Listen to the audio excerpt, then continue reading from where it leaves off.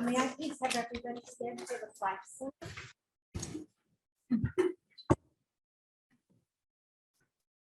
Ready, begin. I pledge allegiance to the flag of the United States of America and to the republic for which it stands, one nation, under God, indivisible, with liberty and justice for all.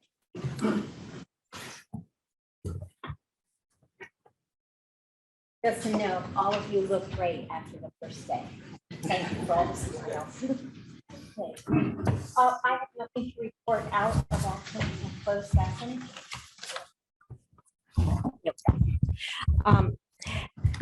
Public communication, agenda and non-agenda items. Any person wishing to comment on agenda and non-agenda items may do so. Please step to the podium and state your name. It would be appreciated if you would limit your comments to 3 minutes. California law prohibits the school board from taking action on any matter which is not on the posted agenda unless it is determined to be an emergency by the board. Per board policy BB 9323, individual speakers may be allowed 3 minutes to address the board on each agenda or non-agenda item. The board may limit the total time for public input on each item for 20 minutes. With board consent, the president may increase or decrease the time allowed for public presentation, depending on the topic and the number of persons wishing to be heard. The president may take a poll of speakers for or against a particular issue and may ask that any additional persons speak only if they have something new to add. Is there anyone in the audience that would like to speak? Okay, here we go. May I have someone make a motion to approve the agenda? I'll make that. I'll second it. All in favor? Aye. Aye. Opposed? Passes 4 with 1 absent. 401. Okay. We have a new student representative, Jolene Vash, and welcome to the board. And would you like to do you have information for us? Do you have a report for us at all, or tell us a little bit about yourself? Yeah, it's just going to be a short report about how things have been going at the school lately. Yeah. So last week we kickstarted the Link Crew organization, and I think that went very well and that the freshmen felt at ease at our school. And now our campus is becoming more of like a unified campus, I guess. So it's really great. And this morning was senior sunrise, and I think that was pretty great too. Everybody seemed to enjoy it, and it was very organized. And I think that's all I really have to say. There we go. Thank you very much, and welcome aboard. Thank you. Summer school. Mrs. Betancourt, who's doing some? Thank you.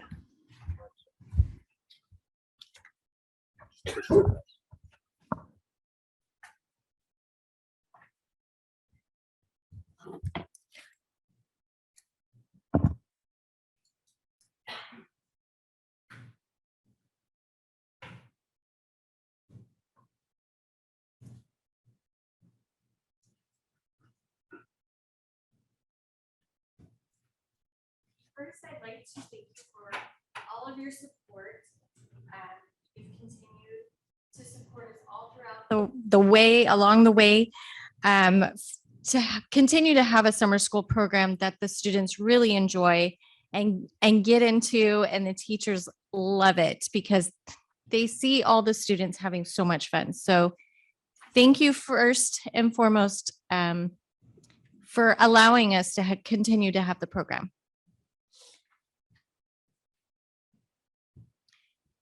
So we had 256 TK through 4th grade students register for summer school. We did have some students on a waiting list. However, all parents were called by the first day of the second week.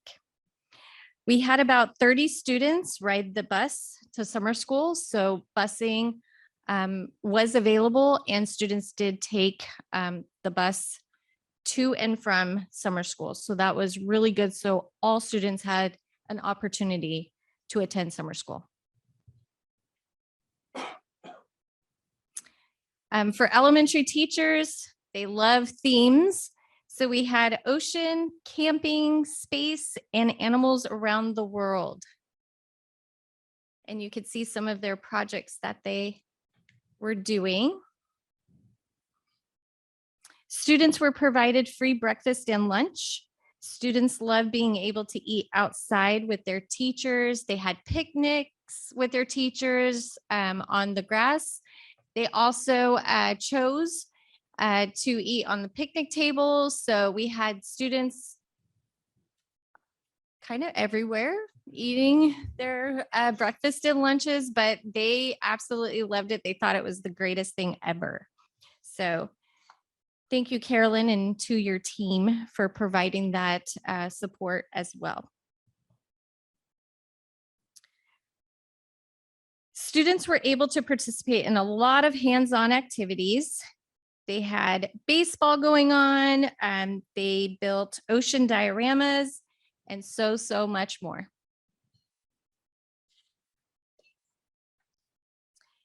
We were able to provide students a scientist to come out and do experiments with students. So you could see some of the classes there enjoying some of the experiments that they had. One student there is exploring seashells with a magnifying glass, and then they get to talk about what they see and their wonderments. And so it was a lot of fun. We also had a magician who spoke to the students about the importance of reading. Each book he shared had some magic to go with it. Students were on the edge of their seats, wondering what he was going to do next. When the BMX stunt riders arrived on campus, students were in awe. They talked about the BMX stunt riders talked about bicycle safety, wearing helmets. If they were doing scooters or skateboards, wearing the elbow and knee pads. So they really emphasized a lot about safety. And then students loved it when you could see a picture there. Some of our staff volunteered. In fact, they had to turn some staff away because everybody wanted to volunteer. They participated and the BMX rider jumped over them with their bike. So that was exciting. And he made it and everyone was good.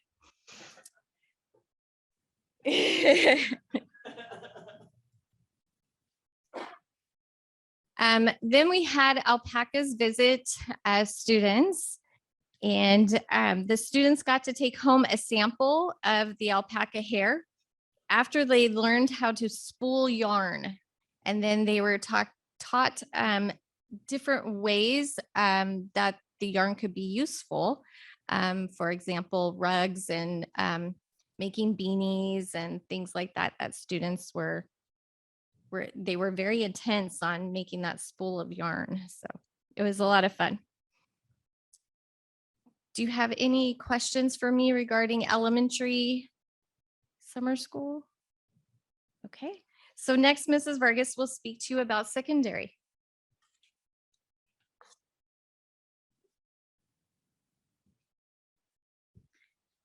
Good evening.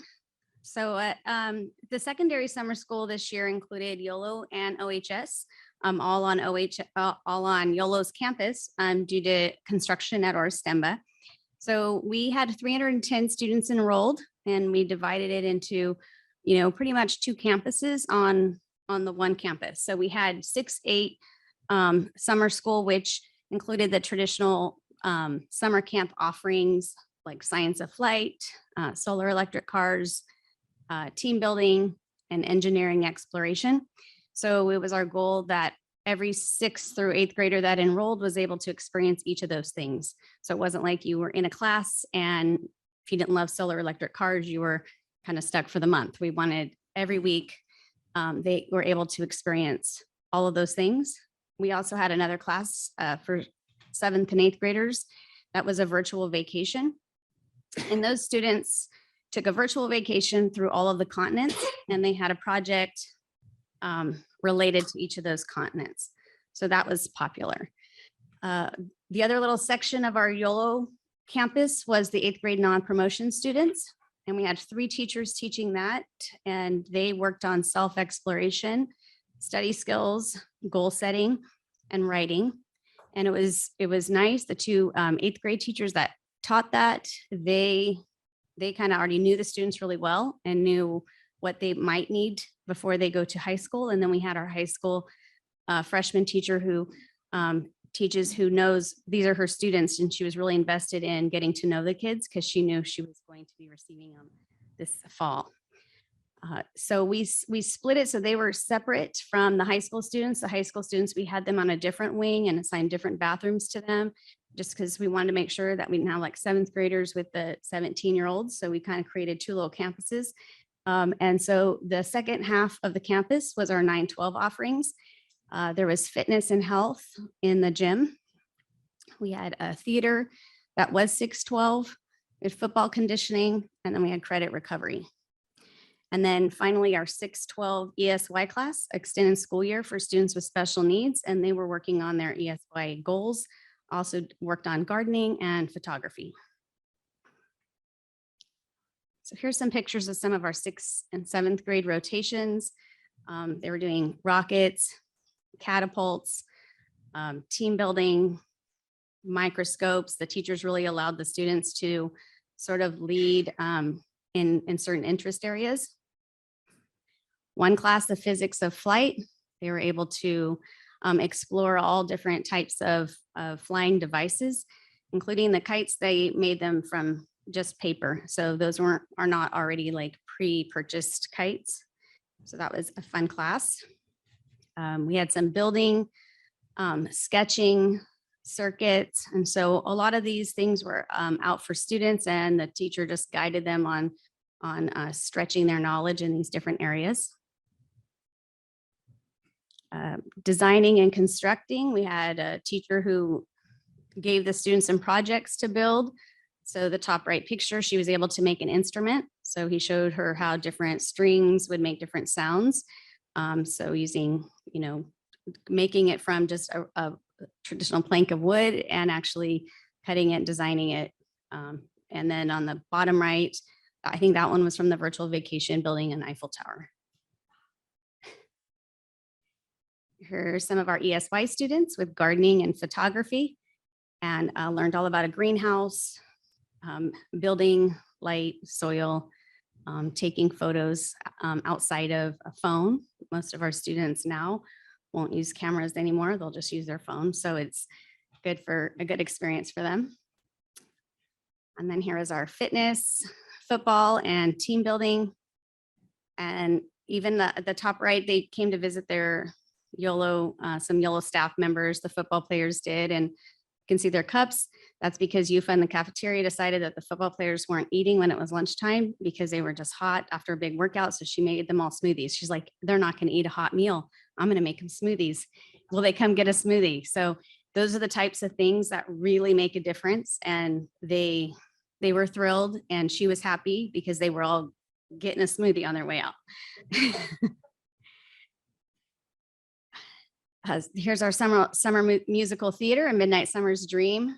And these students, by the time we actually got started, only had about 20 days from the first day until their play. So they did a great job. And I'm always impressed with what they do in such a small amount of time. And then finally, it is not the most flashy slide, but it's probably one of the most important slides. And that is the OHS credit recovery. So we had 160 students attended summer school credit recovery. Out of those 160 students, 374 semester courses were completed by those students. Yes. And that is really all credit to Sylvia Vargas, who oversees that. And every single day she had a stack, and she would, part of it is her flexibility. And when parents are saying, I didn't sign my student up, or how can I work around football? And she would help them out. Or, a student saying, I didn't sign up. Is it too late? Nope, it's not too late. And you can do it now, or you can do it at 12 o'clock. So, when we kind of realize that our students are sometimes need that little extra flexibility. They benefited, we benefited, and it works. So Sylvia Vargas and Matt Clark and Brent Azevedo, they were in that room and they really, none of them ever came out, and and that was really amazing. So that was a great job to the OHS staff, but all of it was a success. So thank you very much. Did all the students that, 8th grade students that weren't promotable, did they attend? Do you know, or unless they moved away, or? All of the non-promotion students, they didn't all attend. Most of them did start off attending. It's one of those things we can't really make them stay. No, I understand. But we offered them incentives, and the biggest one is, when I would call parents, trying to get them to show up every day, is saying that, our goal is that, we want them to be set up for high school, to have good habits and to set good goals and have the discipline. So those kids, they're just placed in regular 9th grade, or counselors see them, or? You. So they're going to certainly keep an eye on those students in the study hall. We've got the study hall periods down to, did we hit 25, 27? Yeah, okay, we're about 27 students per class. And then they'll be dispersed for the study hall. So those teachers will have the note that this is a student that we want to make sure. Someone to track them. Yes, without using the word tracking. That's what. No, I know. Yeah. And what we were interested in knowing too, which is one of the, I think, studies Ms. Robles will be doing, is the students who successfully completed this summer camp, the non-promoting students, do they succeed at the freshman level at a different rate than those who didn't successfully? That'll let us know if that camp is having an effect in the 9th grade. So we'll be doing that this year when we watch them. We won't be tracking students, we're monitoring them. So we'll be monitoring their progress. Yeah. So, and Mr. Pruitt has a lot of, his plan is well developed for those students, and he's been working with Mrs. Robles on that. And they've also put key subject area teachers in study hall classes to support those students who are struggling in a particular subject area. With my own experience, credit recovery is a great program.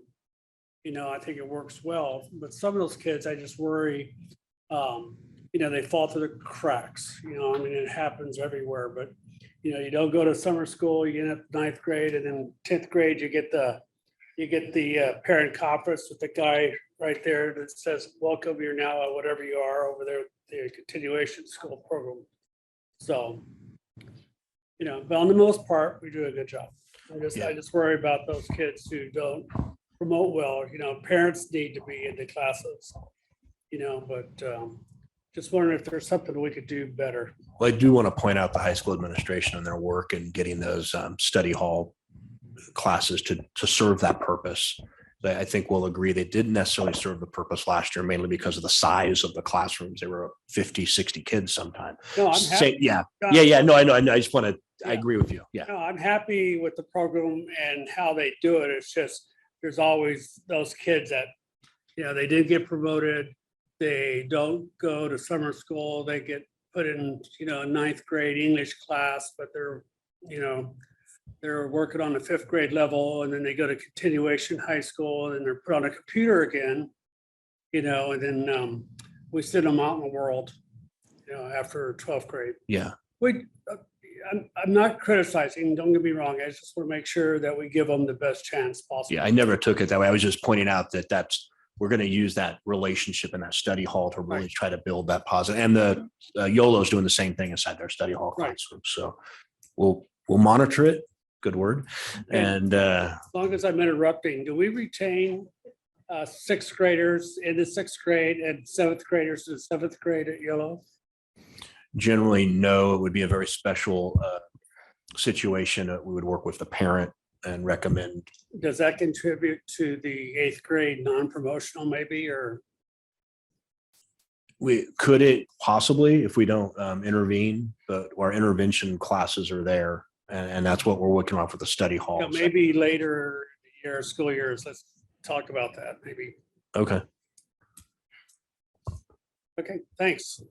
Mrs. Vargas, I'd also like to say thank you for all the little, that every day when getting, I don't know if it was the board, just the board or that, but it made me excited to see children excited about learning. And that's the one thing, if we can get them excited about it, like they look like they were doing at the summer school programs, then they'll come back now and enjoy what's happening, even though it's book learning and everything else. Okay, super fun camp. Was that the after the bell? Yeah, thank you. Mhm. I wanted to get the right term. I've learned.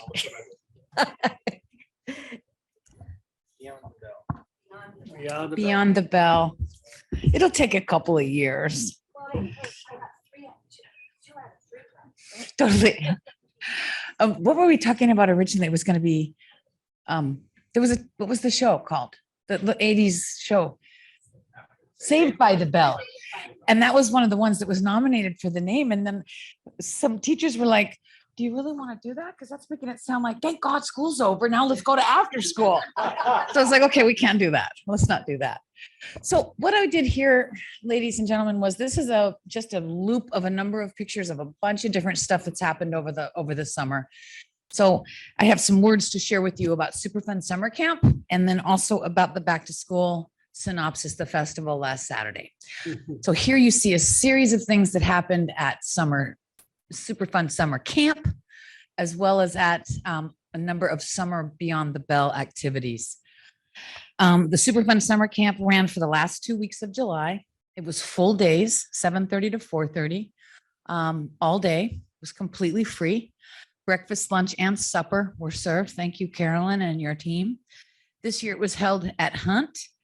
And we did post-camp parent surveys on the last week, and it was an overwhelming thumbs up. In most of the cases, the parents had asked, could we please make this for the entire month of June and July? And of course, I cried and cried and cried. And then I told them that maybe we have talked about it being for the whole month of July next year. This, of course, is the back to school event that you're seeing there. Great feedback on that.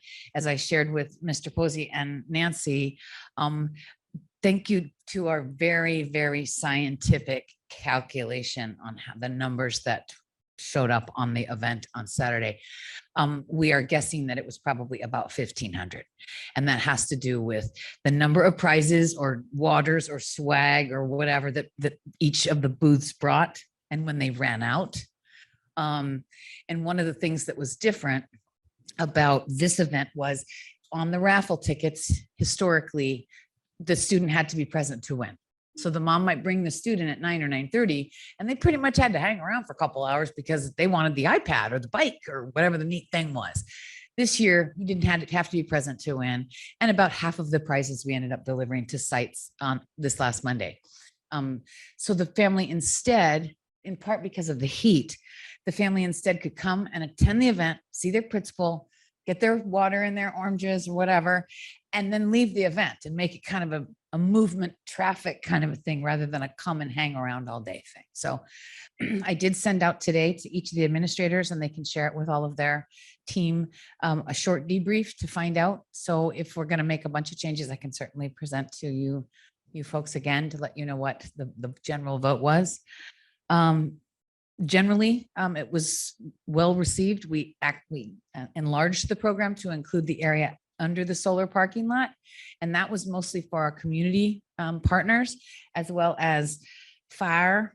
K9 was supposed to be there. They weren't able to this time, but I was confirmed that it wasn't because there was a bad guy in Newman that day, so nobody worry.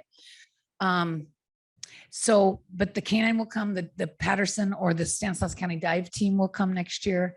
And the fire truck said that if we're really, really good, that they would let the kids hold the hose and they would spray the hose into what is currently the Von Renner dirt parking lot.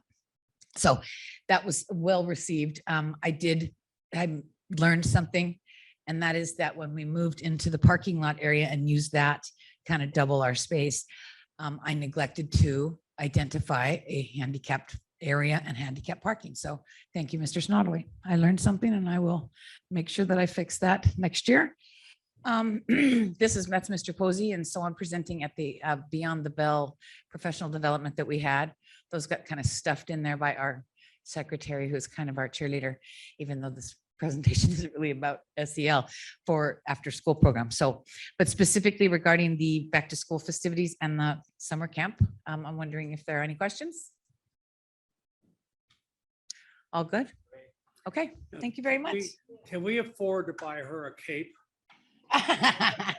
Oh, goodness. In the words do- of Edna you do Mood, good. no capes.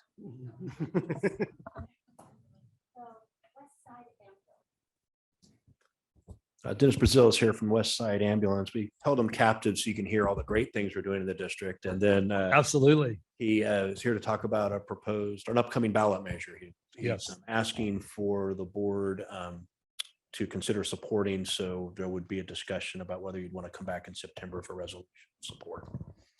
Great. Thank you. Thank you, Madam President, board, staff members, and faculty. I'm Dennis Brazil from West Side Ambulance. I'm the board president. I want to step back a little bit and tell you about West Side Ambulance, where it started, where it's at today, and where we need to go. 40 years ago, the ambulance hospital district formed West Side Ambulance under their umbrella, under West Side Ambulance Healthcare District. And the hospital was getting ready to close. The board at the time had a vision that they needed to keep ambulance service in our rural area, and which was a great idea. So they put a measure on the ballot called Measure A to help support the rural ambulance company. That was passed almost, I think it was 39 and a half years ago today. And that measure brings in $380,000 a year.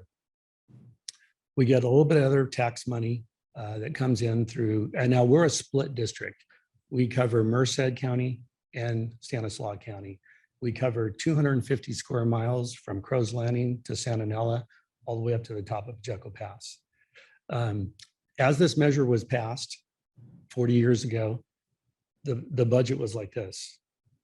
The measure brought in money, and the money was paying to keep the operations moving. And as the years clicked off, the budget started swinging in the other direction till current day. So had they built an escalator into the current Measure A, we would have been fine, but they didn't do that. So we really ran out of money 2 years ago. But luckily, through COVID money that was released to the state of California, through the state program and through the federal government, we were able to keep our district fluid so that we could put a plan together to figure out what we were going to do to get us to the next step. 3.5 years ago, there was an open seat for one of the board seats for City of Gustine. I ran for the seat and won the seat. My very first board meeting, I was elected the board president, and we had a very tough decision that night to make. And our decision was, do we close the doors? Do we try again for the third time to find a company to manage us? Or my suggestion was, let's reorganize the district. Let's find the faults, let's fix them, and let's run this like a business, because it was not being run like a business. No fault to the staff and other board members. They didn't have their eye on the target. So 3.5 years later, I can tell you happily that we have reached all of our goals 100%. We are in the final stage of saving the ambulance company for the next 50 years. The first step that we had was to reorganize. We found a chief of ambulance out of Washington, D.C. that was looking to come to California where his family was. That is our current chief, Chief Michael Courtney, which, by the way, he was going to be here tonight, but he's out on a call. So he apologizes, but I will get you in contact with him, Superintendent Posey, as soon as he's available, so that we can have a little bit more discussion about it if you need to.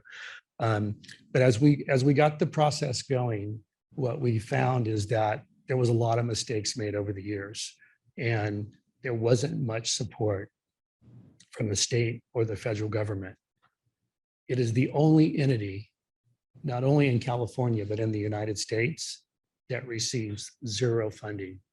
Fire and police receive funding for just about everything you can imagine. EMS, zero. So I've been lobbying at the state capitol with our legislators to try to help us get this fixed. The ambulance districts across the nation and in California are in a crisis. paramedics have ran out to a supply of 0. There are no paramedics available right now in the state of California. If they're available, they're working for another company.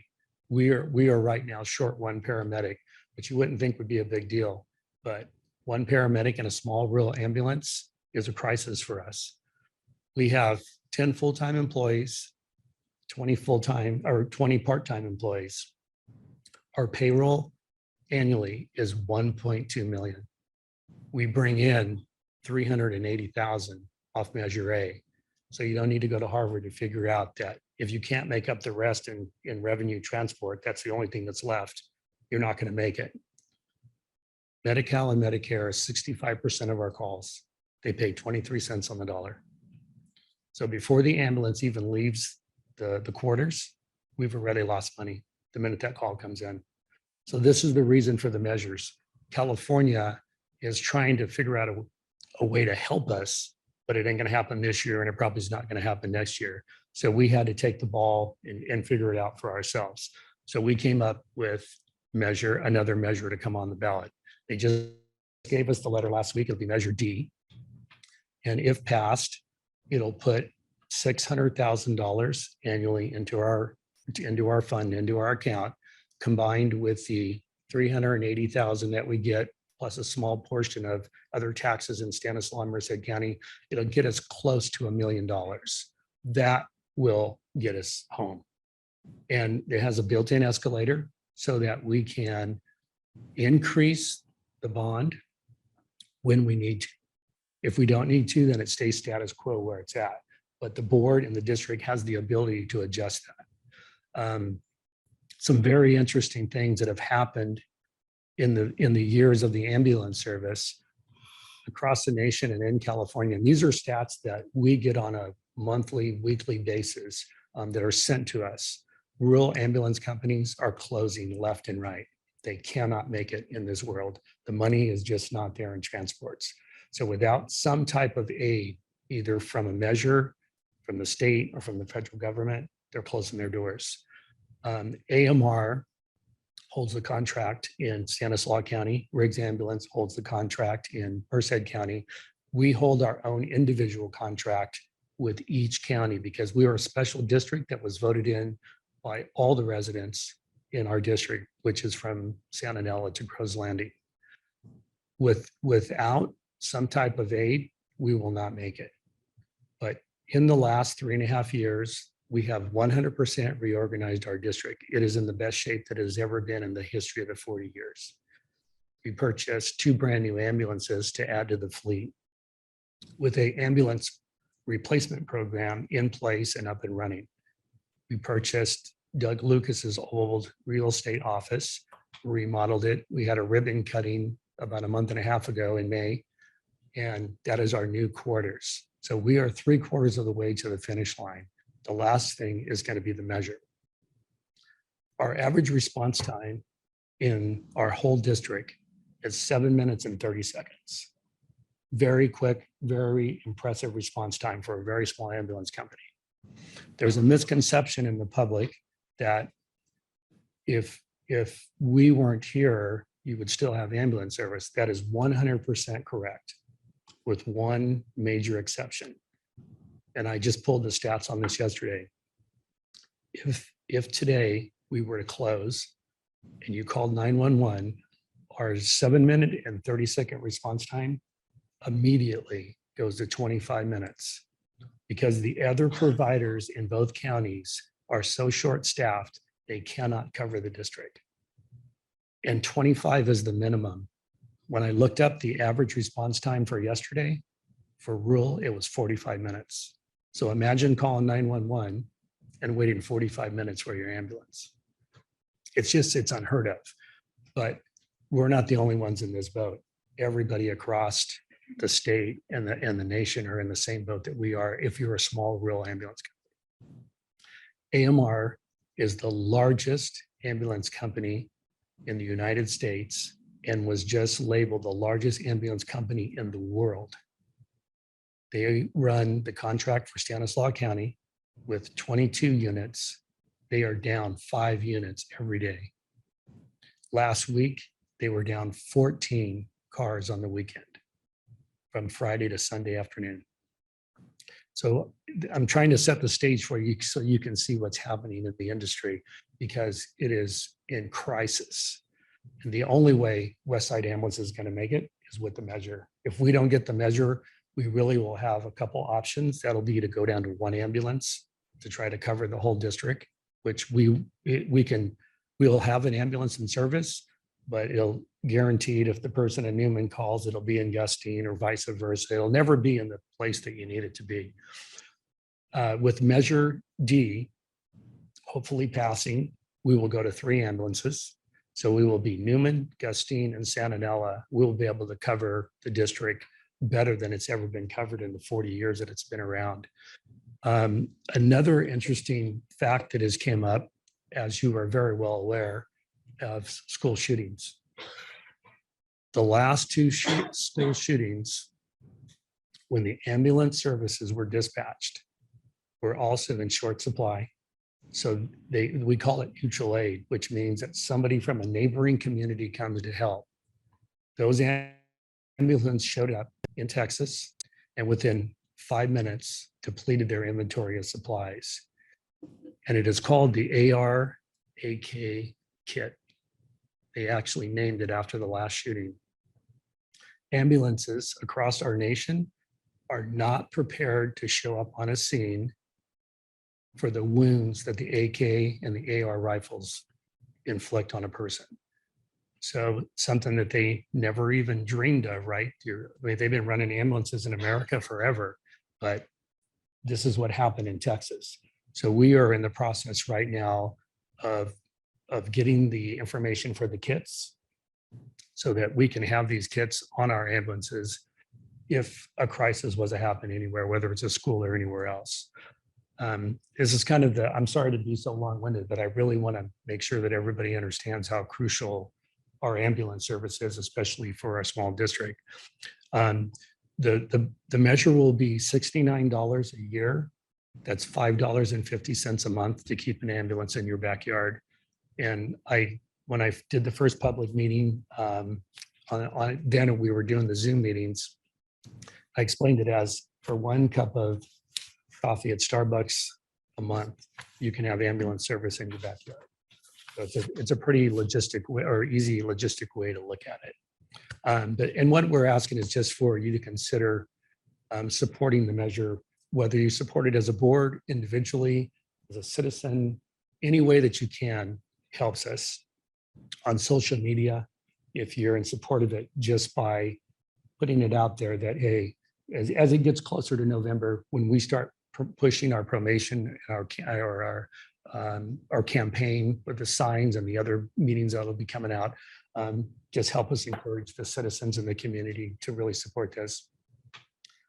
We also found out another interesting fact that the majority of the people in our district do not even realize they're paying right now for an ambulance service. They thought it just came with living in Newman or Gustine or Santanella or Crows Landing, and it's actually on your property tax. So right now it's, I think it's $38 a year or something like that is what the old measure was. And the new one will be 69 added on top of that. So I'd be happy to answer any questions if anybody in the audience or board or staff members had any questions. So what they're asking for is if we want to endorse it, if the board wishes to endorse it, I'd bring a resolution to the next meeting and then you could vote on it. Okay. Okay. I'm old. You So- could be at my house any day now. Yeah, I appreciate that. So we'll have that ready for the next board meeting. Once it gets passed, I'll let you know. Okay, great. How soon after the vote, when it passes? Will you be able to have the money? So if it passed in November on the November ballot, probably in the first couple months of 2023, they should start distributing the funds back to us. And they do it biannually. So we get 2 checks per year. Yeah. So. I was kind of confused for a while there. You had, people against this, and they were saying how we get covered and everything else. And it just kind of confused the issue, so. Right. So here, I'm glad you're here to explain a lot of this to me because I think there was some misinformation put out there. there was. Paper. So to show you how the crisis is so close to our rural community, AMR holds the contract on your side here on the Stanislaus County. We continue to do mutual aid for them because they can't cover their own area, which means they're pulling our ambulance out into Modesto, Turlock, Ceres, wherever it may be, but they're depleting us here. Now we pay for that ambulance to be here. So I attended some of the meetings at the county level and I stopped. We have the mutual aid, but only at a 911 crisis. What they were doing is they were abusing us and they call it posting. They would post us in Turlock and leave us unmanned because we're depleted also. So I was able to stop that. So if it is a 911 emergency, obviously we want to help. That's our business, right? But not to go sit over there and make no money because they're short-staffed and leave our area unmanned. That's not right. So that's been corrected. And that's some of the confusion that people were seeing other ambulances here in Newman or in Gustine, mostly Riggs or West or Patterson ambulance. If you see that, that means that we're depleted to zero. Our ambulances are all out. Or we were on multiple calls. There's another thing that I call the vortex, that when we get a 911 call and we go into any hospital, when we were on our way back, because we're all GPS tracked, all ambulances in California, they see us on the map and the 911 call comes in, even though it's not our area, they dispatch us to the call. I also corrected that because that's not our position to be in. That's whoever holds the contract for that area, just like we have a contract for our area. So that's been corrected too. And so you'll see less and less of That's other very providers. interesting. Whose call is it to summon a helicopter? Is it the ambulance or? That is definitely the ambulance, yes. So how a scene unfolds is that, for example, there was a major accident between Gustine and Newman a few weeks ago. First on scene is usually Highway Patrol or PD. They establish the scene. Fire comes before ambulance. They take control of the scene. Once ambulance gets on the scene, it's all their call for the medical response, not for the traffic collision or any of that. If we call it the bird, if we need a bird, that's made by the ambulance paramedic that's on call. That would be his call, whether the bird comes in. The confusion that happened the other night, the accident was so bad that we called in for 3 helicopters. And as the helicopters were coming in, there was a confusion at the dispatch level, and dispatched them to 3 separate areas, to the Gustine Airport, to the Gustine Middle School, and to the Gustine High School. Oh. They were all supposed to go to one location because the ambulances were already moving to that location. So this is how easy things get out of whack when you're running short-handed, right? Everybody was depleted for resources. And here we bring in 3 helicopters, and there was mass confusion on the ground. And that was because the fire department was supposed to control the scene, and we had multiple agencies there, and nobody took the lead. And we've had a meeting now with all agencies, and that's been corrected. So unfortunately, some of these things are a learning curve too, right, as we go along. But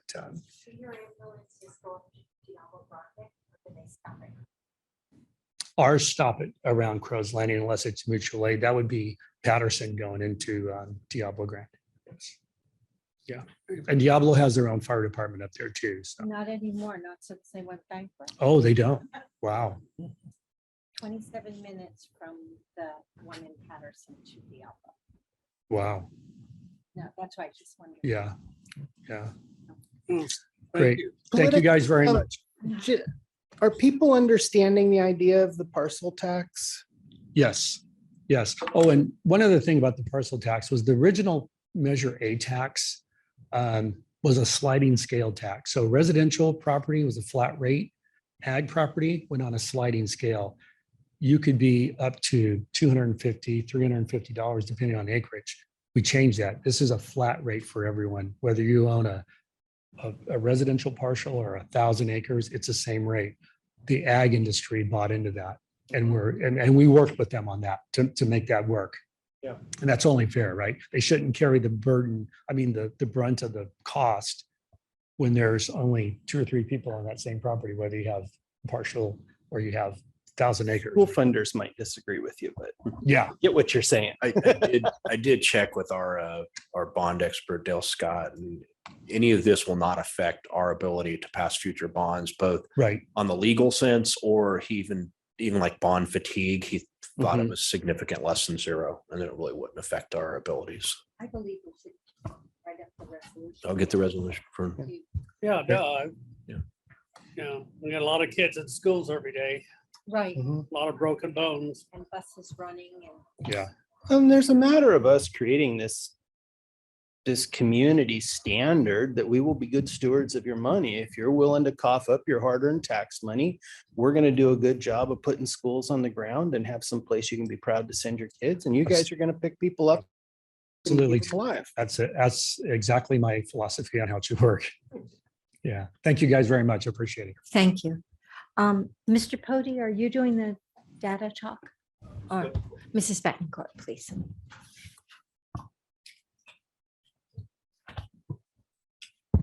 Edward's going to bring that up. It's a very short presentation and it's a bird's eye overview. So of the data that we received for 2022 SBAC, you'll see some historical data. And then you'll see iReady data from last year. So Edward, just go ahead. Next slide. There's only 3 slides. Oh, this working? Okay, so just informational, what you're going to see tonight is the 2019 SBAC math and ELA results. That is the last time all students took the assessment. That would have, prior to COVID, it would have been our 3rd through 8th graders and our 11th graders. You're also going to see the 2022 SBAC, which we just completed in the spring, math and ELA results for our 3rd through 8th graders and our 11th graders. Now, remember, we're comparing 2019 kids to those kids are, moved on already they're in different grade levels. So to 2022 students, the SBAC test did change a little bit between 2019 and 2022. There are less questions than there were before. And so they've re-normed it and it will be moving forward. We'll be able to compare that. You're also going to see iReady diagnostic results for 21-22 school year. We gave it 3 times. So you'll see 3 different measures. What you won't see is comparison data with state SBAC results for 2022 or the county SBAC results for 2022. We also like to do a comparison with Gustine and Patterson, but we're not able to do that yet because the state has not fully released the data. I got an email the other day. It's suggesting probably October to early November before that data gets released. So we have the data and our parents have access to their student score reports. So we do have the data, just the comparison data won't be available for a while. So if you're looking here, Mr. Posey put these charts together. He did a great job. SBAC data is from 2019 is in red, and this is ELA. The yellowish goldish is our current 2022 SBAC data. Then we have iReady 1, iReady 2, and iReady 3 in shades of purple. So if you're looking at the iReady data first, and Mr. Posey, jump on in anytime, you'll notice that we're looking for growth over those 3 periods. And you're seeing that in ELA in every grade level. You'll see a couple grade levels at the YOLO level, at the secondary level, that 7th and 8th, where we're looking at some maybe regression a little bit in iReady. And I want to point out those. So like light purple is based on where the kids should be at that point of the school year.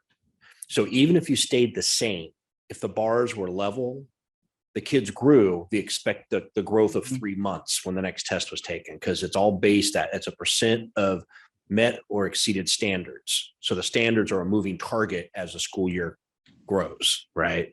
So any growth means we accelerated some kids and moved them out of their last category and into the better category. So a left to right growth is very, very positive. Exactly. And what you're seeing is in third grade, we saw a lot of growth in the students in third grade. And that was a grade level we were concerned about with them going they went out, were first graders when we went out on COVID. So if you look at the red compared to the gold, those are our SBAC scores, red from 2019 and the gold from 2022. And, we're looking at how kids may have lost some of their learning during COVID. I think that's more of a longer term study. We have to look over multiple years to see how that really impacted our students. 1 year's worth of data, I don't think is going to give us that information, but I do think you're seeing that even at the lower grades, some of our kids that we thought might be most impacted by COVID, we did see some, loss or the comparison is, less, our scores are lower, but I don't think it's as much as we expected it to be, which I think is a testament to our interventions at the elementary level. And our high school really, really did well in ELA. So if you look at the culmination of years, starting with our primaries and working their way through high school, I think that's a testament definitely to our high school English department and how they performed while our kids were out on distance learning, and to our elementary and junior high sites on how they continue to intervene and ensure that those kids could make that growth in the 11th grade. So, and I believe I know Mr. Posey mentioned this at our first day back breakfast for the teachers. So what was really exciting in the ELA area. What I'd like to point out is that look at the red right now, and it creates a ramp for you, right? It gets better every year. Little drop from 11 or from 3rd to 4, but then 4 to 5, 5 to 6, 6 to 7, 7 to 8. You're kind of creating this ramp that goes up. That's the SBAC in 2019 met or exceeded standards. Probably a result. I know I talked to you in closed session about causation and correlation, but I'm going to cheat a little bit on that don't do that, and say probably a result of the district aggressively pursuing a love of reading program many years ago. One would assume that would be a result. We would do better in ELA. And then something happened in the last 3 years. You may remember, we're not really saying the word COVID anymore. We had this pandemic and we're all concerned about learning loss, except notice that the yellow line, which is this year's 2022, looks right where it should be with all those other red lines. Mm-hmm. It's as if our English department, not just 11th grade, like our English department at the high school simply said, we don't believe in learning loss. We're not accepting it. We're going to figure this out. We're going to keep the kids reading and we're going to keep the kids doing what they do. And they did it. Now, I don't have the state results. I don't have the county results, but if we see another district grow 20% in 11th grade language arts from pre-COVID to post-COVID, I'd be shocked. I have a feeling that's going to be a huge what happened. I think that was the email I sent to the high school administration. I was like, what'd you guys do? And they probably took it like they were in trouble. And then it was like, oh, wait, what do we do? Mm-hmm. And across the board, it was the culture that was established. I mean, this is the teachers that could have said, thank you. We worked really hard to make sure that would happen, which I have no doubt that our language arts teachers at the high school worked really hard to make sure that happened. But they also immediately credited the site leadership for giving them the ability to troubleshoot, to develop, to really professionally take on the problem and find solutions. They cited the use of the district's PLC time to really come together and say, how are we going to do this? And they also cited, you couldn't have done it if that red ramp wasn't building up from previous years. And I compare it to an athletic sport. The coach can only do so much with the talent level he gets each year. And we have to increase that in stream of talent level, which certainly was done. It was one where I'm going to be honest, I made this chart and I popped myself in the head and went, oh, I transposed SBAC 2019, SBAC 2022 for 11th grade. That red line should be the yellow line. The yellow line should be the red line. And I went back and looked and I went, well, that's not right. And I went back to the website and looked, and went, well, that's not right. Oh my gosh. And it's kind of one of those, it took like a while for me to look at it because something really amazing happened here. And it's a little chart in a non-comparable data, but I have a feeling come November, when we finally get the results, it's going to be something that you go, wow, the line I used at the welcome back was learning loss happened. The report that comes out should say learning loss happened in ELA scores on the SBAC asterisk, except for Newman Crows Landing Unified School District, because they didn't. And I just applaud everybody for their hard work because it's just good for the kids. So that's really what that data, I think the power of that slide is. And I agree. And I think they did, and the teachers did a great job and so did the administrators. They worked very hard the last, I would say 2.5, 3 years under really trying circumstances. I think our next step is to take that model and start looking at how we can then focus our attention on math, which again, we don't have comparison results, but it's the same color coding. You got the 2019 in red and then the 2022 SBAC results in gold. And you're kind of noticing we're not quite seeing that on-ramp that Mr. Posey described. So I think the focus, and we've talked about this with the board several times, is going to be how do we use the intervention model that we've put in place for reading? How do we now take that and use that intervention model in math? And how do we support our staff?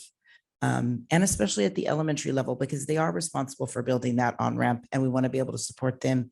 And what does it take and what kind of interventions do we need to put in place to make sure you can do that job? So that would be our next step. And as you're seeing, we seem to hit, we've talked about this with the principals, we seem to hit this wall around 5th grade. And we've done a lot of discussion, we've had a lot of discussions about why that happens. And there are just some things that some new instruction that happens in 5th grade around fractions and decimals that really, we really need to focus in on how we make that more comprehensible to students and how we make them more successful. Mrs. Bettencourt, one of the things, at least for me, because I am not a mathematician, I have the hardest time. I have to have hands-on. I really have to see it and have someone next to me explain it. And some of that, because of that disease that has been, it just wasn't, it's not there. And I think the personal touch in a classroom and working with someone through it and reading, you can get someone excited about reading something. Math numbers, not always, although he gets crazy. But it's our teachers are working very hard, and no matter what, there's still growth going on. And I think the workshops we've given you, all of that, we're supporting you teachers as best as we can. And during the pandemic, that was difficult to do for them, for us, for the Right. Math is hard to teach over Zoom. It really Right. is. Mhm. I mean, I would have left teaching. I know I would. Mhm. I could not have done Zoom. I would have shut the whole California down. And I think that the daily connection to ELA is there, right? If especially in a pandemic where I might be staying home, I can pick up a book and read. Very few people say, yeah, I can work on the Pythagoras theorem now. Mhm. They don't just do their own math problems, but they certainly could say, oh, I'm tired of TV. I'm tired of this. I'm going to pick up a book. And that's only because of the love for learning that was created and that the programs put in place several years ago that they would do that. So We'll do that for math. we'll have to get that way. We'll do that for math Yeah. now. Well, and There are things that we can do. I think it's really important. We've got this great model. We've got this rigor, relevance, and relationships model, which is really backwards. But, if you look at what was going on in math, the longer students were with us through the middle school, the worse they got. But we have this model that worked in reading, and I think it's just going to be a matter of moving that over. And we're going to have to really look at some of the culture that was here when I was going through this with my daughter was very much, we've got to keep everybody together. Well, we need to let students experience math who are ready to do it, because math is where, the real high paid jobs are and for most of the part. And we're going to have to let kids find their level, and we're going to have to offer the support that kids need who don't have the math skills to be able to do their income tax or figure out how many pills they're supposed to take or whatever. But there's also people that, can go out and make $100,000 a year when they graduate with an engineering degree. We don't want to turn those away from our community either. So once we have more data, we'll be coming to you with more data. I believe there's going to be potential for a workshop or something down the road. Yeah. Once Like right now, they, how'd you do? And they'll say like, basically, this is me saying, well, we did an 18. What's the scale? We don't know because I don't have the county and state to know. I mean, it could be that we didn't lose as much as everybody else, which is a testament to what we did. Or it could be that, well, no, what we saw was normal across the board. I doubt that with that one exception I pointed out with 11th grade, but we simply won't know. We don't have a reference yet. So once we get that, hopefully before Santa comes, we'll share it back out. Thank you. Next is State of the School Workshop, and I believe we talked in either the 24th or the 31st we were talking about. Yeah, I want to put up here what this kind of will be, and then have a discussion if you're good with what this will be, so we can plan this for you. This was came out of, I think, the superintendent's goals. Trustee Wallace brought it up that we'd like to use data that's ongoing. That's something we can control ourselves and not wait on the state. That really the LCAP is supposed to do that for us. And I will constantly point out that Governor Brown, when he invented the LCAP or conceived the LCAP, famously said, if you can't do it in 10 pages, you're doing it wrong. Kim, have you ever done it right? Are those rubrics? No. Yeah. Yeah. The template itself is some now 80 something pages. I think the instructions of the template is longer than 10 pages. So this basically then would go back to that spirit. And so what we would do is, I'll start with the purpose. It would basically be an annual report. The data we would collect throughout the year that would end up in a report so we could set our own rubrics for evaluation. It should certainly not contradict the LCAP. It should almost be a summary or work alongside the LCAP. I don't want to hand someone interested in our district 136 page document. So here you go. This is what you need to know. I'd much rather hand them an 8-page pamphlet. It says a lot of graphics, very few words, a lot of charts, very few words that they could look at and go, this is what you need to know about the district. Should not be something new, rather, but a mechanism to report to educational partners. And again, 6 to 8 pages in length at most. If we're going longer than that, then we've just fallen into the bureaucracy trap that LCAP went into. Whoops, move forward, not backwards. There we go. So the applications for this, once created, I envision this being something for new residents as we give new developments. We drop these stacks and model homes so they could know what the school district is that they're moving into. I could see using it with business partnerships so we can help narrate the direction, especially the pathways that we've been talking about. This is what our students doing. And then also that program monitoring or that progress monitoring for the board that can be in real time now and not relying on, I don't even know what to say, the whim of the state to release data. They have the data. So Yeah. I guess that's the right word. We'd have it right away. We wouldn't have to wait 6 months for it. We would decide what that data would be, whether it be our iReady program or maybe something just number of students completing or number of students who didn't promote 8th grade but got C's or better in high school. Is that a rubric we want to Yeah. use? That's something we would have to decide. So the steps to develop this report would be to identify 4 to 6 focus areas to include in the report. I was going to say 6, but sometimes when I say 6, people take 8. So I wanted to put the 4 to 6. So everybody here knows, No more than 6. Mr. Wallace, that 6 is a maximum. Anything more, and you're really starting to bog down the system. These would be overarching visions, like state testing might be one. Academics might be one. I wouldn't recommend those both being both. That's too much data there. I use an example of student life. What's the participation like in pathways, in extracurricular activities, in our ag programs, and theater? How are students engaging? Not just 9-12s. I know as soon as I said those words, we all thought high school students, but K-12, are they engaging in their schools? We do a really good job, junior high and high school, teaching that extracurricular stuff and saying, do this. But why not teach that love TK5 too? And so that could be a rubric. We are a area we look at. Do we want to have an area for special education, for teacher expertise and training? It could go 15 different ways to pick 6. Then once we agree upon those, we agree upon what I call vital signs. If you think about, as Mr. Rizzo just talked about, first thing's going to happen, they take your blood pressure, your temperature, and your oxygen levels, because that tells them everything they need to really know about your immediate state of being. we need to have vital signs on those areas. What are our immediate state of being on that? Are we looking at graduation rate? Are we looking at this? What data do we want to collect and where do we want to get it from? After we establish what that looks like, then would be our job to gather the data, report periodically as we get that data in. And then really that report is just going to be a summarization or amalgamation of all of those individual reports. And it would come out, I'm thinking Marchish, Aprilish, so that, it's not like we're going to rush this and get it done in September, because then we have to go back and find old data. That doesn't do us any good. Mm-mm. Let's start it and Start. move forward, despite my keep wanting to hit the reverse button on this. So that's kind of, I see the steps to develop the report. I don't know. There's not 16 of these slides. Maybe if I go backwards, it will go forward. Next slide, Edward, just press it for me. Or can you? We lost.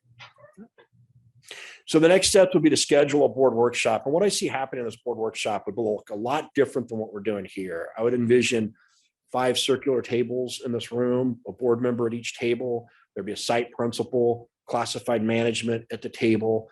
So when we start talking about what areas do you think we want to say, this is how we know our schools are or aren't great, you're getting more than just your own vision of it. You're seeing what the site administrators are saying, the after school program leaders are saying, and that area, and we can have those conversations informally at the tables and help develop this. Ultimately, it's going to be the 5 board members voting on which 6 at the most to take. I'm going to say that about 1,000 times in this workshop, because I'm that person too. I would ask for 8 if you gave me 6. And so, and then from there, what the vital signs look like. And in the group, we would probably be able to do a really good job coming up with 6 areas with the needed vital signs, limited to maybe 3 vital signs per area to make a nice, simple report that gives us a good overall snapshot of the district. I believe we could accomplish narrowing the areas down and the vital signs in about 3 hours, ambitiously. This sounds a whole lot like the school accountability report cards. Yes, except we're making the template instead of someone making a template, because that still has a template we fill in. So it shouldn't, we're going to decide what areas. That would be the difference. It really looks like a strategic plan. It's really mirroring the idea of a strategic plan. Yeah, I have no problem doing it, but if we're gonna, it seems like we have. I think it's we end up hiring people to do our report cards, our little things that we send home to parents and nobody reads. So, how is this going to be a good thing? We're all putting us all on the same page. Is that it? Or I think it's like, to me, it would be like more like a worksheet. I can look and see this and this, and this, and I will see where we were in September and what happened between March and, oh, this one's dropped. Why did it drop up? Was it the pandemic? Was it that we didn't get what we wanted to do done? I have no problem doing it as long as Eyesight. I think once we set it up, I think it'll be. I also, what I see happening is producing some type of multimedia video. I'm thinking that we'd have a QR code on the front page. So if someone with their phone wants to know about our district for that public outreach, for the new parents, for all that, they just simply scan the code. They get a video that would kind of explain the report to them as well. I see it as an evaluation tool for the superintendent's goals each year, that now the evaluation that comes in April happens live data. So there's no, well, how, I don't know, we're just finishing up testing. It's going to take till September. And then that is a really horrible evaluation cycle. If you're only setting the superintendent's goals in January for that existing school year, I see it's another way that a direct way that the board can have a mechanism to drive platforms and planks of the platforms. Because each year you're probably going to want to revisit this in a workshop and say, are we still happy with these 6? Do we want to drop 1 to gain 1? Because remember, 6 maximum. So we're going to, that would be something that you'd be able to do. So, you know what? We seem to have done a good enough job on this. We probably don't need to monitor this piece anymore. We want to look at this other area, and it can keep evolving and living. And I don't see any problem if there's another piece of data that pops into this from dashboard from LCAP as it sits now. Put that's your vital sign And what I envision in the report twice. is not 12-point font, like graphic 16-point font. These are the three key areas. How do we do? Well, this is green, this is red, this is yellow, or these are two green and a yellow, or whatever, where it's almost like dashboardy, but we set. So we're using data that we know when it's coming out. And then that way we gather it as we go along. I can tell you, we did something very similar to this with the administrators during their goals last year and their evaluation last year. The months went on and they kept bringing more data in. And then the end of the year evaluation came. And it was like, there's not a whole lot of work to do. Sign the evaluation. Here you go. I mean, so that's it really worked well. And I could see it working for your capacity in that way. Hey, we'd like the district to shift this way. So if we shift this document, which would be linked to the superintendent goals, now we're all working on that shift. I mean, one of my goals this year is collaboration. This would certainly open up that collaboration piece. So there are some of the times it's what is it, next Wednesday? I surveyed the administrators, the people I think would be in the room with us. And I asked them for, boy, this time would work great. I could make this time work, and no way. And I got rid of all the no ways first, and these were the 4 left. So the Wednesdays apparently is a good day for administrators. And it could either be morning or afternoon. We would certainly have lunch snacks around either way. Oh, I'm definitely in there. Yeah. I knew it. Would you prefer lunch or snacks? No, I'm teasing her. Which is, I can't make the 24th. I'll be out of town. okay. Okay, so now we're on the 31st. So we're on the 31st, morning or afternoon. I don't care, whatever. Do you have? Morning. Well, I'm a morning person. I can get my 5 miles and be here by 9 o'clock. Call it at 3:30, so Yeah. that would make morning better for me. What about but Wednesday I would skip morning, 9 to noon? Wednesday the Fine, fine. 31st? Wednesday the 31st, We'll get you out of school for that. 9 to 12. So Wednesday, 31st, 9 to noon. Here. Here, yeah. Okay. Provided here, I'm gonna look at Matt real quick. Yeah. No carpet going in or anything like that. Okay, What Did we you say, have fun- 9 to noon? 9 to noon. 9 to noon. We'll send out an invite and what have you. You could put it in your Um, special order. Vern.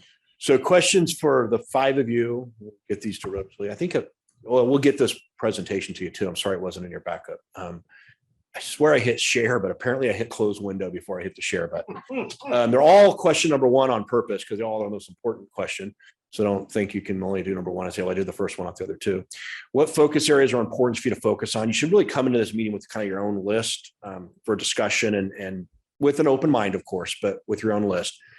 What metrics might you like to see? What those vital signs might be to evaluate each focus area?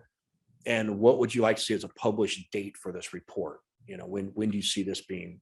Because that'll help us decide what data to grab. You want something we can't have till April, but you want a March publication date, we know we wouldn't include that data. Not until next year. You know. That's it. Any questions? Oh.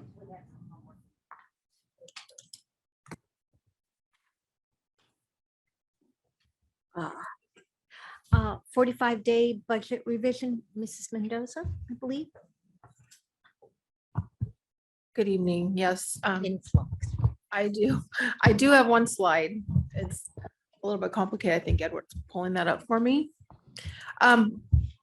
Since June, we knew in May, between May and June, there was going to be some jockeying around for different revenues, and there were a lot of proposals that some got funded, some didn't, some changed a little bit. So I wanted to go through because this is a significant amount of change that we're looking at. We had anticipated when we adopted the budget in June that our revenue would be about 58 million. And after the budget was passed, there were some trailer bills that came along that changed this pretty drastically by about $9 million. So these again show the governor's penchant for one-time categorical funds. So most of these are restricted. So just to go through and give an overview of what we thought, in the negotiations process at the state level, expanded learning opportunity changed a little bit, where we were anticipating about 2.7 million, that went down a little bit. And so it's not uncommon for revenue to change one way or the other. This one swung this way, and then some others came about. So last year, the state changed the local control funding formula and added an additional 15% of supplemental and concentration funding for our students that are unduplicated. Now, not only are they giving us the additional dollars, which are categorically unrestricted, but now we have to track that portion of those dollars. So there was an addition to the base grant, there was an addition to the supplemental and concentration grant, and that was fairly significant as well. They added an early intervention special ed funding, which we had not planned for. We did not anticipate that at all. They had done that last year. We did not expect that to be ongoing. So that was another little bit. It's not a lot, but it was worth mentioning. And then our county operated programs look to show a savings of about county operated programs. We pay for services at the county level. It's basically, they just come out and take a proportion of the revenue for those programs. And that showed a little bit of an increase, actually, where we're not taking as much. There were two new categorical programs introduced this year. The Arts Music Instructional Materials Block Grant, which is called also discretionary, which doesn't make a lot of sense to me, because if you want it to be for arts and music and instructional materials, you should just say that. If you want it to be discretionary funding to pay toward pension costs, then you should say that.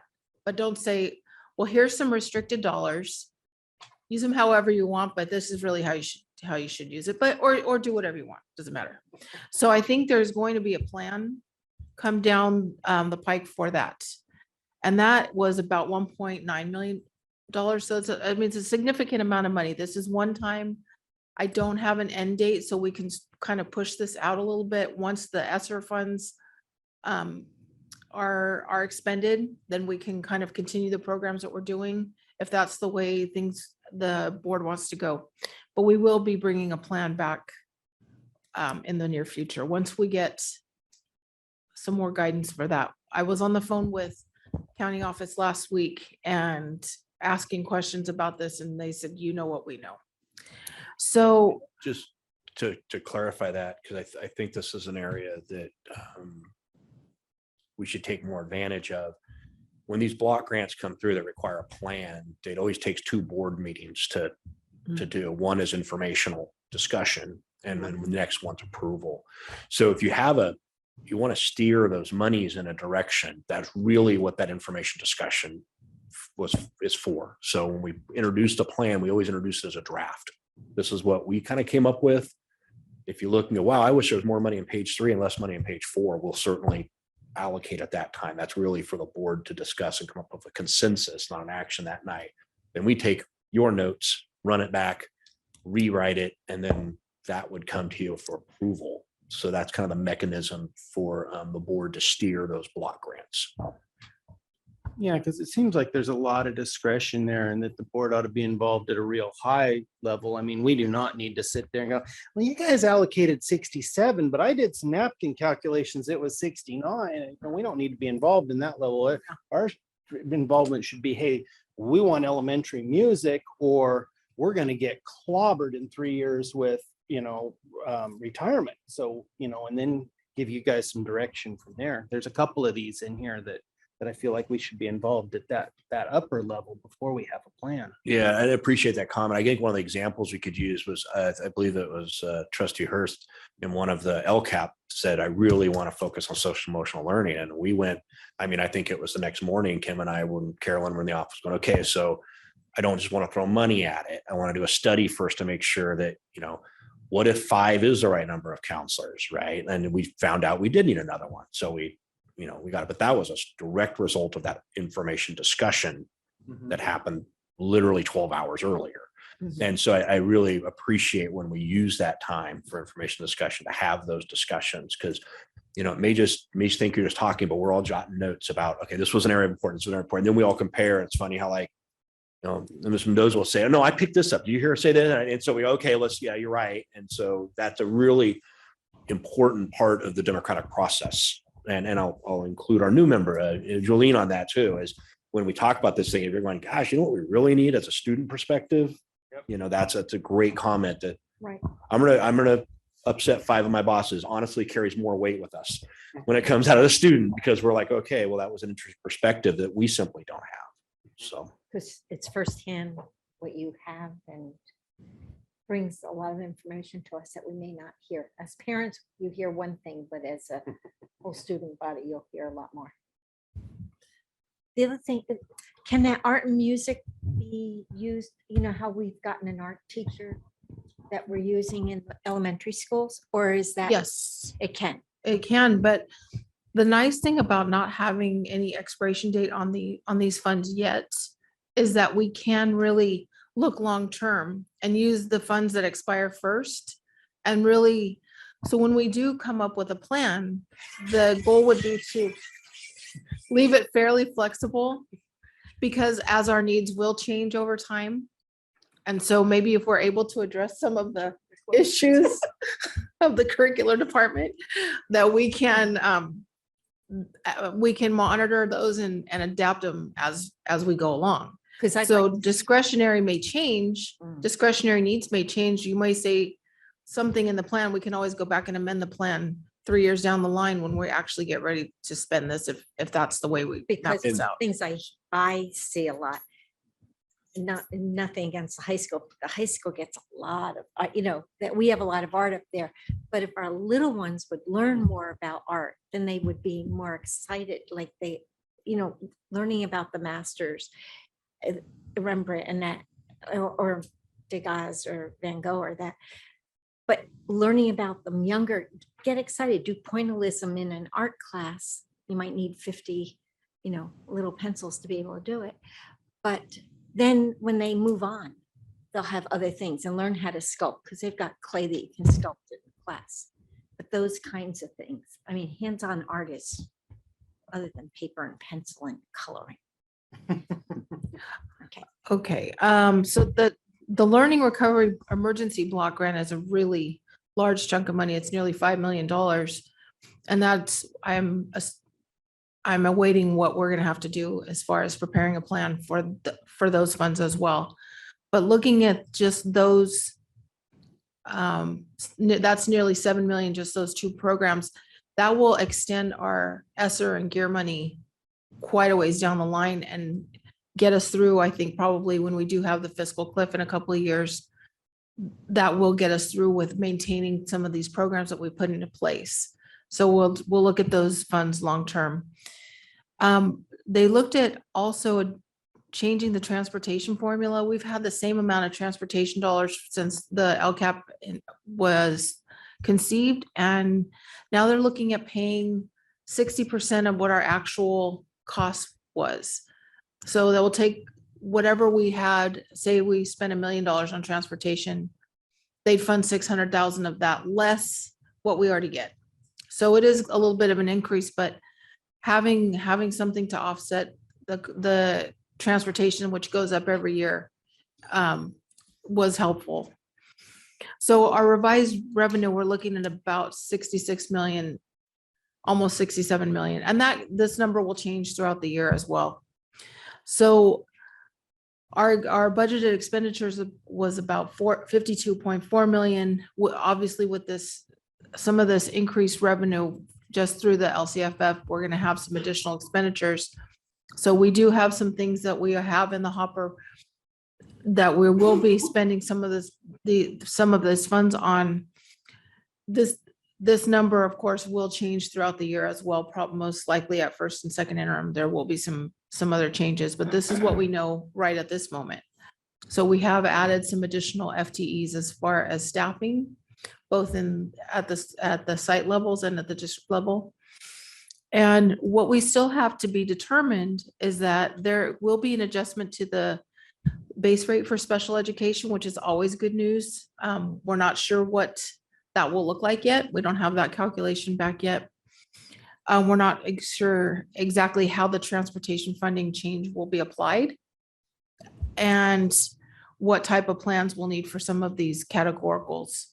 And if there are expenditures tied to these new one-time funding that they say is unrestricted, but it's really not really unrestricted. So that's what we know right now. I will probably have more information next month when we do the unaudited actuals. Can I answer Thank- any questions? Sure, Mr. Brazil wishes that he had this. He was looking at my budget, not. It's an unusual time in education. it seems Oh, like, yes. at least from school board. Surprising.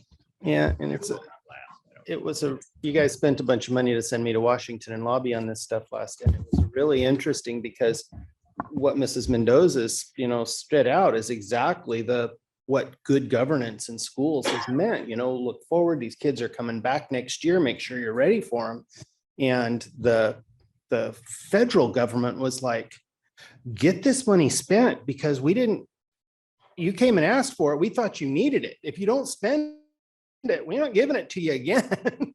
And so it was a really weird, because we want to be very cautious with it. And kids are going to be around next year too. But at the same time, we may need to spend some of this stuff too.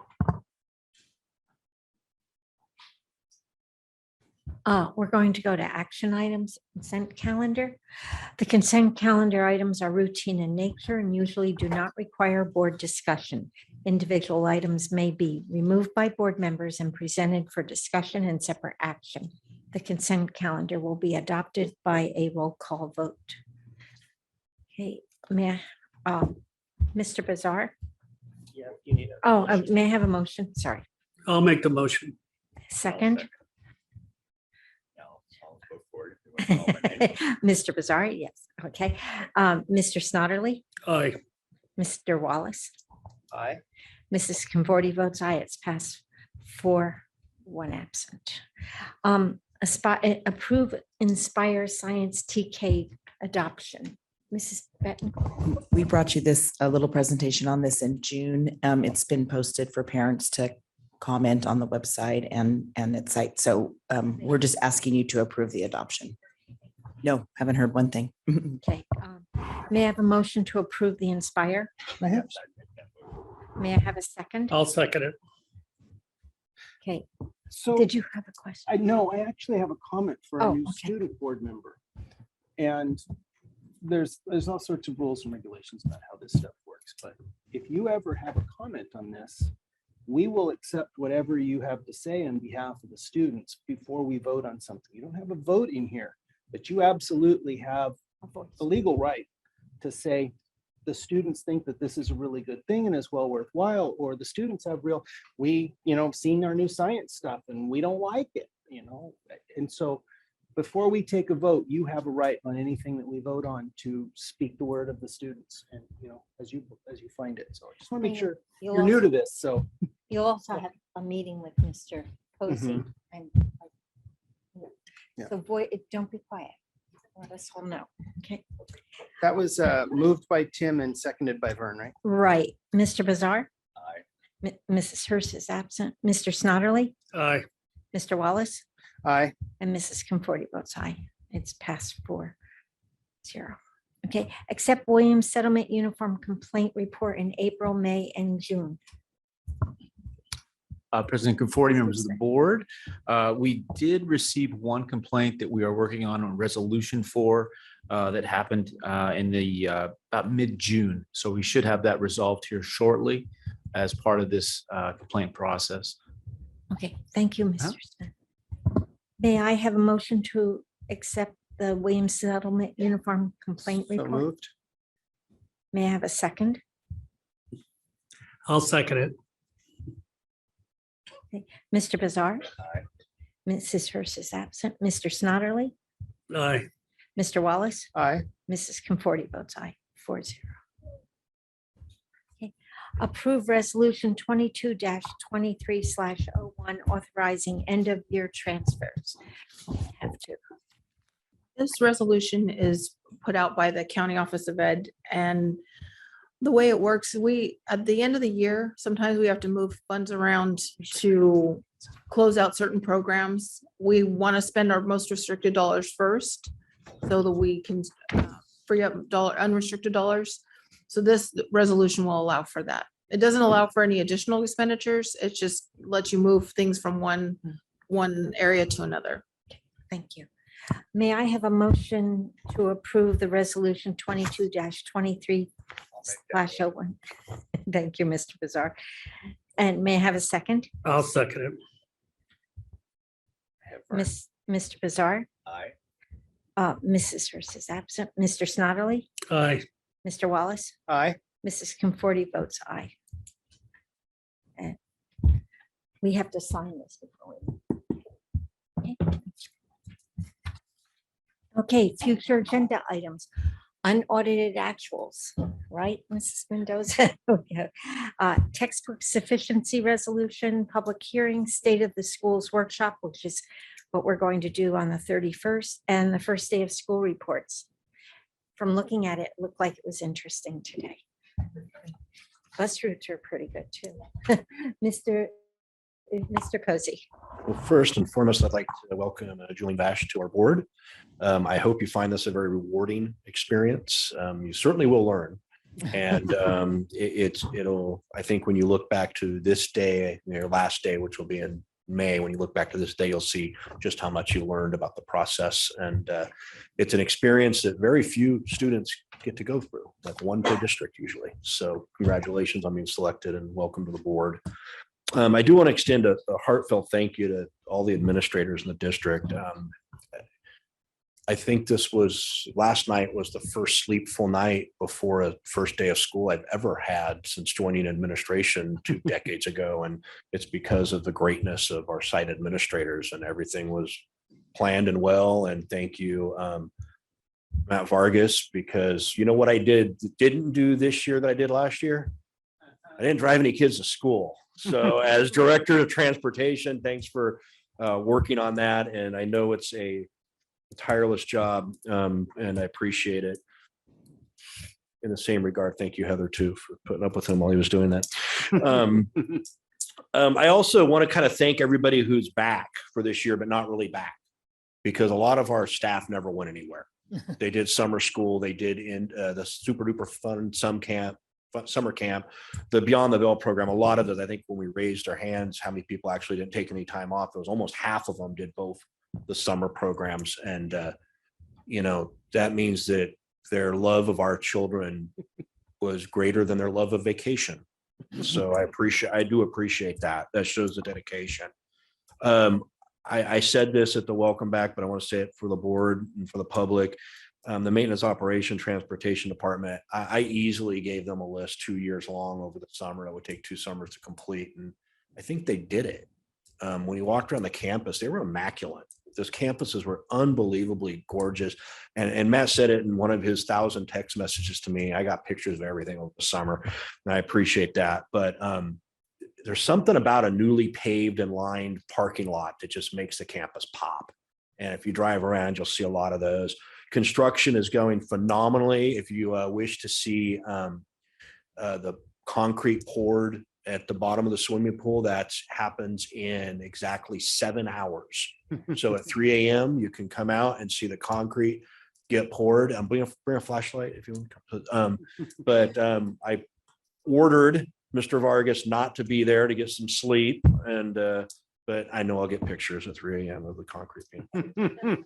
The new teacher orientation went very well, and I bring that up here. Thank you. Kim and Heather and Lupe for doing all that. But also because there was an energy in the room that was just really cool. And I know a couple board members got to come and sit with them. We have a really good group of new teachers that are Yeah, it seems like it. really going to change the world.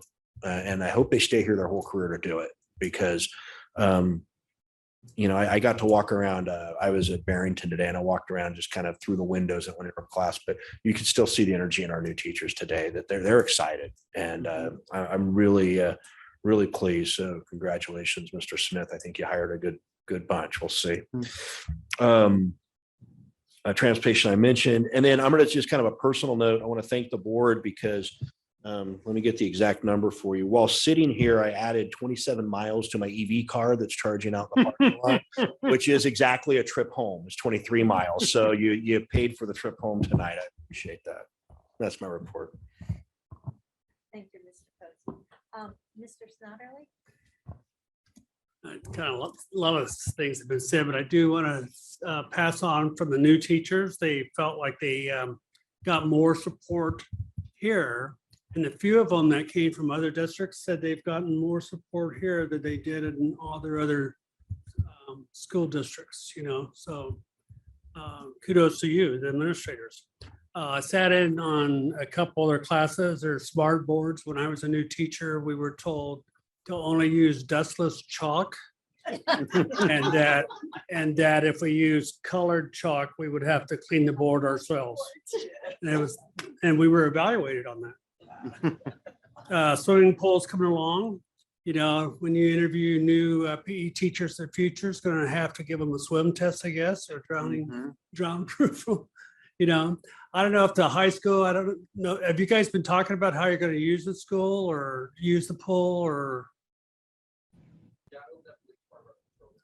Yeah, so at some point, can you let us know how that's moving along? I saw today that we have a new school resource officer, you know, hired there.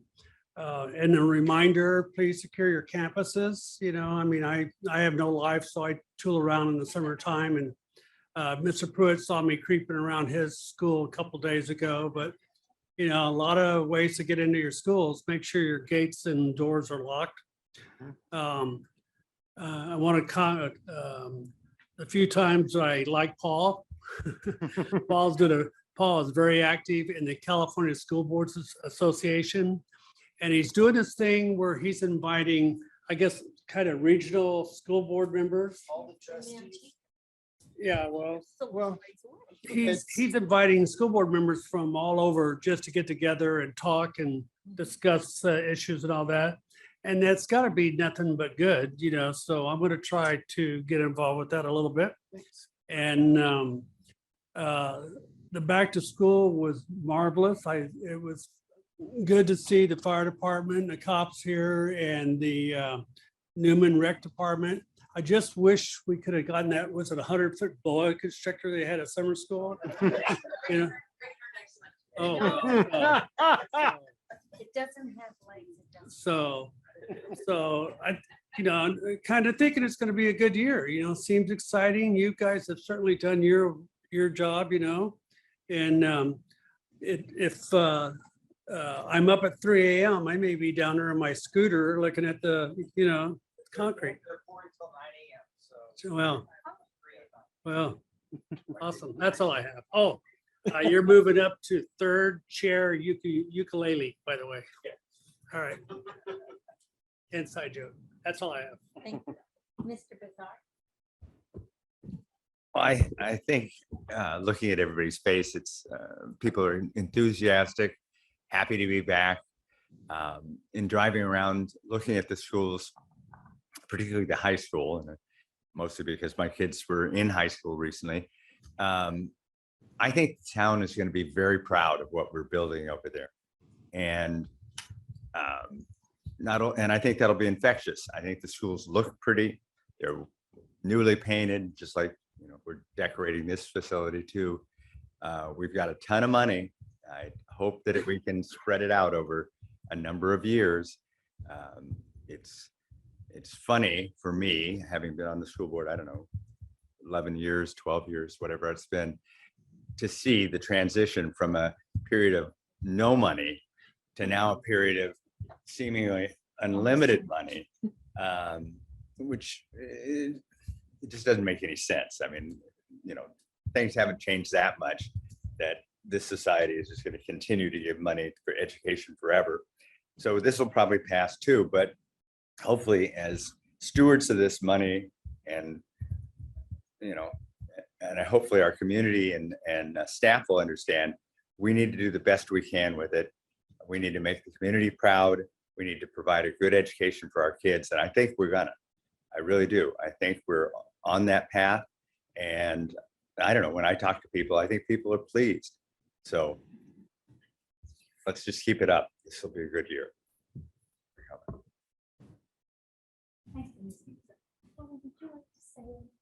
I know I'm putting you on the spot, Sharon. You don't have to do it. You're okay? Okay. Thank you. If everyone can do it. Mr. Wallace. I just kind of like to celebrate our achievements a little bit. Mr. Snodderly mentioned my work with CSBA. I got a report back from a meeting from my delegate in Calaveras County. They lost 20% of their staff and they still had 80 unfilled positions a couple of weeks ago or something like that. So it's grounds where the kids come to school. It's the lunches they get served. It's that we got them a teacher hired. It's that they've got curriculum to, learn science from. It's that all you guys got together and made sure that every little kid that didn't know which way to walk on campus felt comfortable that first day. And, it shows up in things like those improvements in the reading scores. And so we've got some good things going on here. Mr. Brazil's trying to go out to the community and say, hey, send us some money. We're going to make good use of it. And I feel like what y'all have done here in the schools gives him some reason to go back and say, we're going to spend it as well as the schools did. And people hopefully that'll say, oh, okay, this will work. So just want to celebrate that a little bit. I'll mention what Mr. Snodderly talked about. We're doing a meeting for trustees about 3 or 4 times this year. Next one will be in Turlock or Modesto. Then the one after that will be down in, Livingston or something like that. Back up to Manteca. And so we're spreading out over the whole county, and it's just a matter that I know that I do 2 items on the agenda. The first one will be just kind of going around the room and saying, what's school security mean in your district? We just heard about EMS. That kind of opens some windows. What is your EMS? What happens if you have a fight or a bad fall or a construction accident or something like that? That may be where it sits. Yeah, heat. So anyway, we'll go around the room and we'll talk about what school security mean to you. And what I've found is I travel around for my CSBA stuff, I bring back these things that I hear, well, up in Mountain House, they're doing something like this, or over in Merced, they're doing that. We never thought about that. So I'm trying to create that same opportunity for all the trustees countywide. And then the second one, we just kind of go around the room and either what's important to you, what are you thinking about, or what's up in your district? And 2 or 3 minutes of everybody doing that. And I really find it gives you a chance to share that we don't usually have. Yeah. And then we do it someplace where we can all go Dutch. Last time we were at a pizza place and we had a back room to ourselves. And thank you. Thank both of you gentlemen for providing me with the document cameras that that the teachers are using. And wow, they're just magic, like the boards that you were talking about, this ability just to be able to set something down, an object or a written document, and have all the kids see it. It was great. And I thank you guys very much for providing me that for this work. So celebration of what you're doing is what I had to talk about. Thank you, teachers, for giving us the privilege, myself, to be around your schools and to participate and run after buses in the morning and work with a fantastic staff and also administration. I mean, we couldn't do it without our administrators keeping us posted. And have a great year. And if you do need us at all, our phones are available. It's not like it turns off at 5 o'clock at night. So thank you. And one thing, please, take some time for yourself. Have a cup of coffee, watch a movie. I know you're not going to go away for the weekend, probably, but you will need in another week or 10 days some kind of self-time. Please do it because we don't want you to burn out. Thank you and have a very good year. Okay. And we'll see you at back to school. Open house, whatever, open house. Okay, may I have a motion to adjourn? So moved. I'll second it. All in favor? Opposed? Okay, thank you and have a good night.